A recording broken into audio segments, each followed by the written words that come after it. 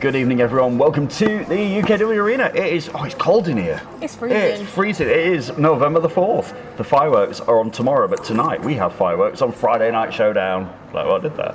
Yeah. I'm Brett Hadley. Hello. This is Shelby Sinar. Hello. Hello. How's your voice doing? Better. Not 100%, but better. Better. So. I'll take better because at the end of Hello Ground, you could barely talk. It was really sad. I know. That's the thing, you come to work if you're ill, don't you? So yeah, I did it a couple of weeks ago for your birthday. Yeah. There was no way I was missing that. There we go. I shouldn't have been here. I appreciate that, Brett. But there you go. So we're here on the Friday Night Showdown pre-show. We are 2 weeks away from the 1 year anniversary of Friday Night Showdown. Isn't it? Can you believe that? A whole year of weekly episodes. I mean, we've not been here quite the whole year, but no, I've not. You might have been. I don't know. I'm not sure. I've not missed very many. Have to get the stats man to look into that one. But we're going to have a party apparently on the 18th of November, which should be good fun. That should be good. So yeah, we're here to talk about Friday Night Showdown tonight, which is the aftermath of Hallowed Ground, which was this past Saturday night here in the UKW Arena. Every match was inside that steel cage that's back over there in its safe place. Back hiding, which is good. I'm glad that it's down. It's not up around the ring. And that you can see us. Exactly, so yeah. It was a bit difficult to see us on Saturday because of that steel cage. We had so much happen that night. We have new tag team champions. Old tag team champions.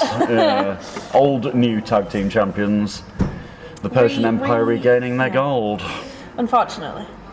But we'll see what happens. We'll see what happens. It was a Four Corners tag match on Saturday night at Hallowed Ground, the Persian Empire, the Yorkshire Tears, the Dogs of War, and NRG, your mates, NRG, and their shiny new t-shirts. They look splendid, don't cool, didn't they? They really did.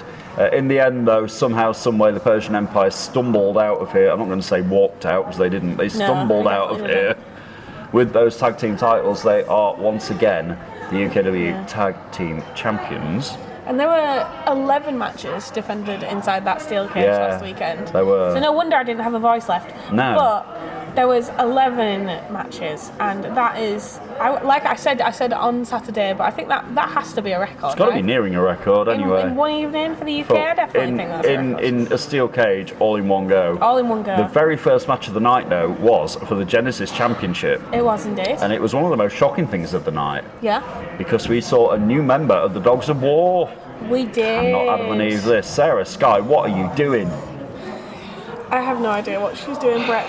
This is the thing. What is she doing? I don't understand what's going on because Sarah obviously had that situation with Leonie where Leonie was taking advantage of Sarah's backstage interviewing and attacked her. But now Sarah has slotted herself all the way into boots on the other foot. action. I mean, Sarah Sky was sat over there. I didn't see her until afterwards when I realised, but she was sat in the corner watching the match the whole time. And she jumped in, she slammed the cage door on the head of Bishop. I did see that. Allowing Jacob Reed to win, and then she came up here and laughed about it and joined the Dogs of War. She got a t-shirt on, didn't she? She got a t-shirt and everything, and then on Ignite, again, came out here using her mouth and saying, ha ha, I'm with them now. What are you going to do about it, basically? The Dogs of War are all here tonight. They're all here. After they were a bit dominant on Ignite this week, it'll be really interesting to see what they do tonight. Yeah. But Sarah Sky is now aligned with them. It's dangerous. It seems like there's potential for them to challenge the Persian Empire, right? Hang on, is that 1, 2, 3, and then there's 2. Oh, maybe. Doing some maths, Let's see what happens. We'll see what happens there. Speaking of, I don't know where I was going with that. Never mind. Persian Empire? Speaking of, podcasting. How did it go? Well, it didn't. Oh, no. JPR was, you're going to hear from JPR tonight. You're going to hear from him tonight. He's going to explain the situation. There is a very good reason why I didn't manage to sit down with JPR on Saturday. It will happen. I've just been talking to him tonight. It's penciled in for our next premium event, which is only a couple of weeks away. I know. Isn't time flying very quickly? When you were saying it's only two weeks, I was like, till the next blooming pay-per-view. Yeah, it's 2 weeks till our birthday, and then the night after, it's the pay-per-view. Yes, I will hopefully get to sit down with JPR then. There is a really good reason why that man was not here in time on Saturday. You will hear from JPR tonight, and I heard he is going to explain his life situation and where he is and what he's doing and what he's thinking after hallowed ground because, yes, he defended that title inside the steel cage successfully. He dropped Cerebral Steel on his head with a Reverend DDT, but it was what happened after the match that was the issue. He won the title belt, but didn't walk out with it, did he? No, because he was celebrating down here with us, and then from behind, out of this... Is that door locked tonight? Is that door... It better bloody be bolted down. It's why I don't trust this stage. No. It looks it.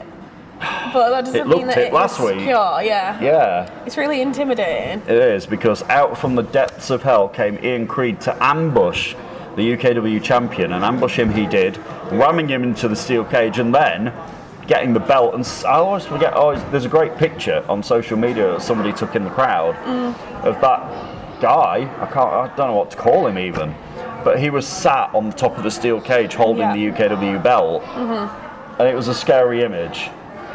It really was. But he was sat up there. Yeah. And that was how we ended Hallowed Ground. What else happened at Hallowed Ground? Right, you just waved at Mr. I did. I waved at somebody who made his triumphant return on Saturday night. You did indeed. I did. That's why the surprise. I might as well say now you saw me going like that and waving to him. You were on screen. Cayman Carlisle is back in UKW after months of not knowing if he was going to ever wrestle again. Yeah. Whether his heart, whether his soul, whether his mind was in it. Oh yeah, I'll tell you now it is. He's back. Him and Kirsty Love on Saturday night faced the Armada. I mean, firstly, I have to say Paul Hubris. I'm not even... Right. You know what I'm going to say, don't you? Yeah, because it suckered me in, and... It suckered everybody in, Shelby. It wasn't just you. It was 100 and odd people in here. It was me, you, and everybody else. Paul Hubris got in the ring, and he literally... It happens. He slipped on the apron on his way, and we thought he'd hurt his knee, he'd done something. We did the sign. We got the referees out. Yeah. We were all fooled. Absolutely. Because 2 minutes later, he went... Right, Shauna, now! And it was all a setup. The man feigned a serious injury. And it is a really serious injury. Yeah, people have been out for months with that injury. Yeah, I think I said on commentary, it's what put me out. Yeah, I'm going to say it's happened to you. Was my knee. It's happened to many, many people, and it was not funny. And he came out here, and anyway, in the end though, Cayman Carlisle and Kirsty Love, the hot mess, did get the victory. It did indeed. Kirsty Love still has that She's still got the green ticket. Yep, we'll get to the women's title in a minute. But the story going out of that was that Cayman Carlisle said, I'm back, and I never had my rematch for the TB title. But he lost at WrestleBration, and he challenged Paul Hubris for a rematch. Did indeed. What did Hubris say? He was like, oh, yeah, fine. Hubris was like, fine. But. And there was the biggest. A big but. The big but. the biggest but in the world was by Paul Hubris, who said, yeah, okay, you can have your match, but if you lose... See you later. Bye. Cayman's wrestling career is over. Gone. Which is crazy, because I know that Cayman is coming up to 10 years. Yeah. So he's putting a lot on the line for this match. He's putting everything on the line. Yeah, he is, exactly. He could not put any more on the line than his actual wrestling career. Exactly. And Paul Hubris goaded him into it. Yeah. Came and said, if I can't beat you, what's the point? I haven't really got a career. No. So that's on for a few weeks' time. But wow. I mean, yeah, okay, I can get Cayman wanting revenge on Hubris, but... It's his career, Shelby. It's everything. It's a big deal. Of course it is. It is a big deal.